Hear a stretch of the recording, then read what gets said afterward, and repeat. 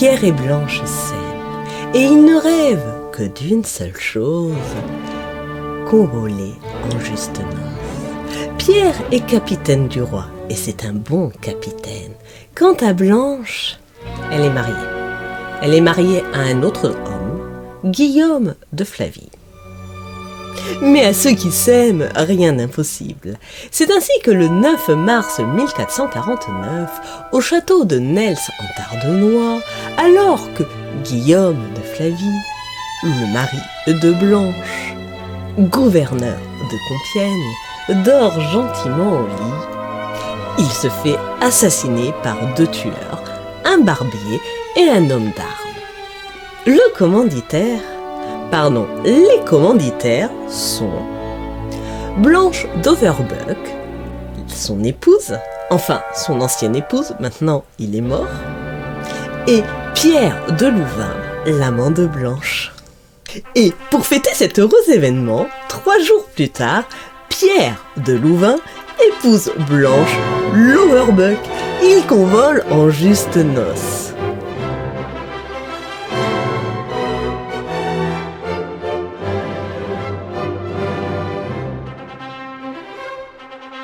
Bon, de leur côté, les Flavie sont fous de rage.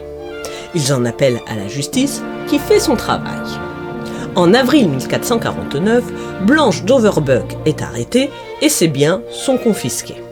Si tout se passe bien, elle sera brûlée prochainement comme il se doit. Si elle a un peu de chance, sa peine sera commuée en décapitation, parce qu'elle est noble.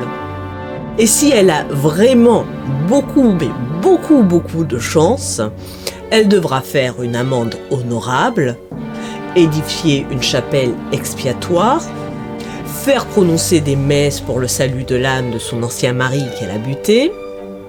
D'ailleurs, la décapitation n'empêche pas l'amende honorable ou la construction de chapelles, soyons francs. Mais là, rien. Elle est graciée par Charles VII le 12 juillet, puis de nouveau le 6 août, si jamais on avait un doute. Quant à Pierre de Louvain, il n'a même pas été inquiété. Le 10 novembre, il rentre triomphant dans la ville de Rouen qu'il vient de libérer. C'est un héros. Mais comme je vous le disais, quand la justice n'est pas rendue, il est fort tentant de se rendre la justice soi-même, de se venger. En 1451, les frères Flavie payent 5 hommes de main pour aller assassiner Pierre de Louvain. Certes, ils le blessent, mais ils échouent à l'assassiner. Ils seront pendus. Enfin, les tueurs à gages, parce que les Flavie, comme je vous l'ai dit, qui veulent se venger, c'est considéré comme normal. Et puis, les Flavie sont nobles. Alors, en février 1464, les frères Flavie, Raoul et Victor, essaient en désespoir de cause de faire de nouveau appel à la justice. Et ils font appel au dernier ressort qui leur reste, le Parlement de Paris. Bref, ils ont peu d'espoir. En conséquence, le 15 juin 1464, Pierre de Louvain tombe dans une embuscade en pleine forêt de Compiègne. Et cette fois-ci, les hommes de main sont efficaces. Ils lui infligent 25 plaies sur tout le corps.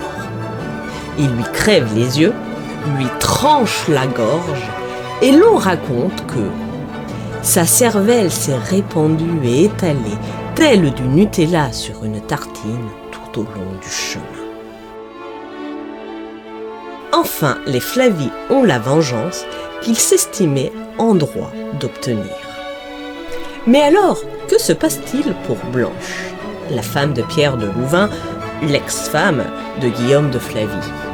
Toujours rien.